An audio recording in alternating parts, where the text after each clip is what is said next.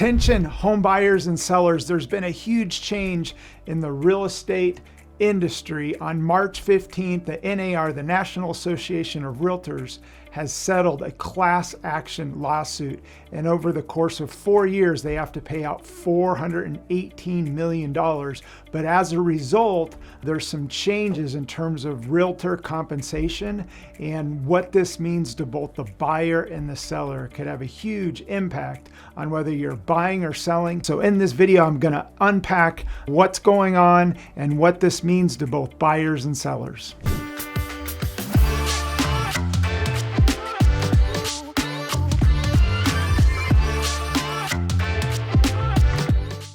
Hello, my name's Tyler Ford, Tucson, Arizona with eXp Realty, and welcome to another episode of Living in Tucson, your Tucson real estate connection. And I've been a licensed agent for well over 30 years, and I've seen a lot of changes over the last 30 years. And this one, in my opinion, is probably the biggest change with the biggest impact that I've seen in my real estate career. And that is the NAR, the National Association of Realtors, was sued with a class action lawsuit brought amongst some sellers, and it had everything to do with compensation. So there was a huge settlement that was just reached this last Friday, March 15th, and it's going to have a huge impact on the real estate market, both with realtors and then buyers and sellers. So I'm going to break it all down, and there's still some moving parts. I'm going to do my best to give you the basics and what this means to both buyers and sellers, and also the impact that we'll have with real estate agents. Before I dive into the impact of what this means to agents, buyers, and sellers, I first want to explain compensation. A lot of people already probably know this, but I'm going to keep it super simple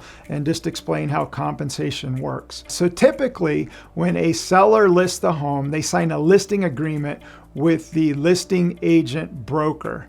And within the listing agreement, it specifies the compensation. And compensation's always been negotiable. But for this example, I'm going to keep it super simple. Let's say the total commission is 6%. So on the listing agreement, it would specify 3% to the listing broker and 3% to the buyer's broker, which is called the co-op. And the settlement is all about this co-op compensation. So the MLSs all over the country would not allow a listing to go into the MLS without a co-op compensation. You could not put zero in the MLS. But the nice thing about being able to put the co-op in the MLS is total transparency in terms of what the seller's willing to pay the buyer's broker and the buyer's agent. So it was super simple. There was total transparency, and you could look at a listing as a buyer's agent and know exactly what the seller was willing to pay in terms of compensation. Well, this is what the lawsuit's all about. So now, as a result of this change, the co-op compensation can no longer be listed in the MLS. It's not that the seller won't pay a co-op, it's just that it can't be listed,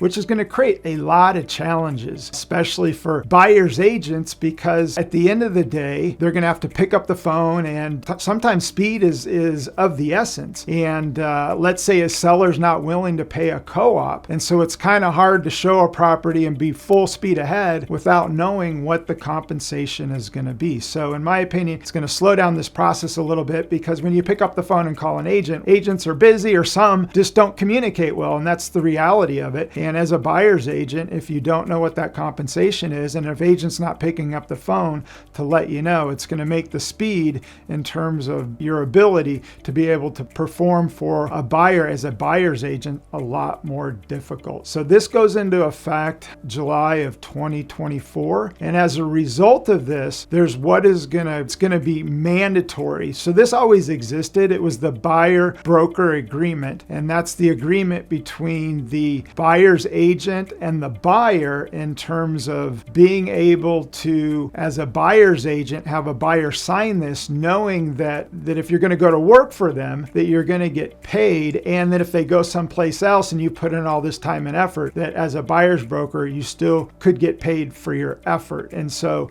a lot of agents don't use the buyer broker, but this is now going to be a mandatory thing where a buyer's agent has to get the buyer broker signed. And in this, now the buyers, if a seller is not going to pay a co-op, this is where it's going to specify where buyers now could be on the hook for the commission to the buyer's agent in terms of the compensation that the buyer now wants to get paid. So again, you can't expect buyer's agents to work pro bono and work for free. And as a buyer's agent, we do work for free. There's a lot of work that we do. We do a lot of runaround. We do a lot of showings. We do a lot of research, giving our clients what they need in order to make a good decision. So, and it's not guaranteed that anybody's going to buy a house. So there's a lot of pro bono that goes into being a buyer's agent and a lot of work that's done that you never get paid for. So the good news, in my opinion, this is the one good thing, is that the buyer broker agreement is now going to have to be signed. But the challenge is going to be is if buyers are already strapped. They're strapped for the down payment and closing costs. But now if they've got to be on the hook to pay either all or the difference of the compensation of the buyer's broker, they might not have the money to do so. So it's going to create a lot of challenges and a lot more work from a buyer's agent perspective. And it doesn't give total transparency. And in my opinion, it's a contradiction to fair housing, because if you're a buyer's agent and you call the listing agent, they could change the number and they could not be totally fair with one person versus another person. And then the other big thing, on a VA loan, it does not allow for the veteran to pay the buyer's agent a commission. So if a seller's not willing to pay a co-op and you're representing a veteran, the Veterans Administration, the VA loan, won't allow the vet to pay the commission to the buyer's agent. So in my opinion, it's a contradiction to fair housing, because there's going to be things that allow people now to discriminate, where the way it was, there was total transparency and it prevented discrimination. So in my opinion, it's going to open up a whole big can in terms of fair housing and creating a ton of challenges on programs, government mortgage programs that don't allow the seller to pay the agent. So there's going to be some revamping, in my opinion, just because of the way they now have it in terms of the co-op no longer being allowed to put in the MLS. I first want to talk about what this could potentially mean to buyers. And again, this is my opinion. It's too soon in the process to see how this is really going to shake out. But if you're a buyer out there buying between now and July, when this goes into effect, you could potentially save quite a bit of money if the seller's not willing to pay a co-op compensation to your buyer's agent. So if you're a buyer out there between now and July, I would recommend maybe pulling the trigger now to save you potentially a lot of money. But how it's going to work is a buyer's agent will call up the listing agent to see whether or not the seller is willing to pay a co-op compensation. If they're not, in the buyer broker agreement that now needs to sign between the buyer's broker and the buyer's agent and the buyer, it's going to specify how the buyer's agent's going to get paid. And if the seller is willing to pay all of the co-op compensation, then that's great. It's not going to have to come out of the buyer's pocket. But if they're not willing to pay any or maybe some, the buyer could potentially have to come in with the difference. But if the buyer doesn't have the money to do so, then they're not going to be able to buy the house. Or this is like worst case scenario, the buyer could go directly to the seller and the seller's agent and represent themselves, not get any commission. But in my opinion, this is a bad option, because over the 30 years of real estate, unless somebody really knows what they're doing, there's a lot that goes on behind the scenes that buyer's agents don't get credit for. They do a lot of research behind the scenes. You've got the inspections. You've just got foreseeing the potential hazards of buying a home. And trust me, there's a lot that goes on behind the scenes, and agents don't do a good job. Buyer's agents selling their worth, they don't complain about the work that they do. And there's a lot of pro bono free stuff that goes on behind the scenes. And so if a buyer can't pay the buyer's commission and they decide to go straight to the seller, represent themselves, then they're on their own in terms of all the paperwork, all the inspections, and just foreseeing the potential hazards that could go on in a transaction. So that's how it's all going to shake out. So at the end of the day, it could get a lot more expensive for buyers. They would have to come in with all, some, or decide that they can't afford to pay a commission and decide to go on their own and represent themselves. In my opinion, could potentially be a bad idea. So that's that's how it shakes down, in my opinion, with the buyers. But if you're a buyer out there between now and July 2024, you still have time to where that co-op compensation is still listed in the MLS, where a buyer's agent would know what that compensation is, and it would not have to come out of a buyer's pocket. Now let's talk about the effects on a seller. And again, just my opinion, we're going to see how it all shakes out. But if you're a seller out there, how it's going to work is you're going to sit down with your listing agent, you're going to go over the listing agreement, agree to and negotiate your listing commission and whether or not you're willing to pay co-op out. If you're not willing to pay a co-op out, you then potentially could drive a lot of buyer's agents away if they've got clients that aren't willing to pay compensation to the buyer's agent. Because at the end of the day, buyer's agent's not going to work for free and they're not going to work for pro bono. And another reason they're not going to work for free is if a buyer's agent represents a buyer and they do it for free, the E&O insurance that a broker provides that we pay for doesn't go into effect. So there's no insurance coverage. So the buyer's broker would not let a buyer's agent represent a buyer for free because they're not insured through the E&O insurance. So again, the seller out there can decide whether or not they're going to pay a commission or not. And if they decide not to pay a commission, it could dramatically decrease the amount of showings that they get based on buyer's agents not willing to show a house because there's no compensation. So it's something that the listing agent and the seller are going to have to sit down and talk about and decide. And again, if a home is sitting and it's not selling, one of the big reasons could potentially be that the seller's not willing to pay a co-op. So they don't have to. And under the new rule, it's going to be more obvious. And there's going to be, in my opinion, quite a few sellers that are not going to be willing to pay the 3% that they used to. And are they going to lower their list price as a result? I would say no. It would be better to keep it higher, pay a co-op, and drive more people to the property. So again, it's too soon to really see the impact. But again, we'll see what happens in terms of there's going to be no way to track this because the co-op's not going to be in the MLS. So we're going to have no way to really track whether or not somebody's willing to pay. So it's going to take a lot of extra time and effort from a listing and buyer's agent's point of view because there's going to be a lot more phone calls and negotiating in terms of compensation, which in my opinion is going to slow down the process and actually hurt both buyers and sellers in terms of the speed in which a transaction can go under contract because they first have to figure out compensation. So in my opinion, it hurts the consumer because at the end of the day, agents are going to want to get paid for their time. And I know there's a lot of people out there that think agents are overpaid and they make too much money. I would disagree that you have no idea what goes on behind the scenes and how much work agents do, working pro bono, working for free, driving, especially buyer's agents, driving all over the place, previewing homes, doing research, running comps, spending gas money that really never goes into a deal, and there's no guarantees that anybody's going to buy a home. So at the end of the day,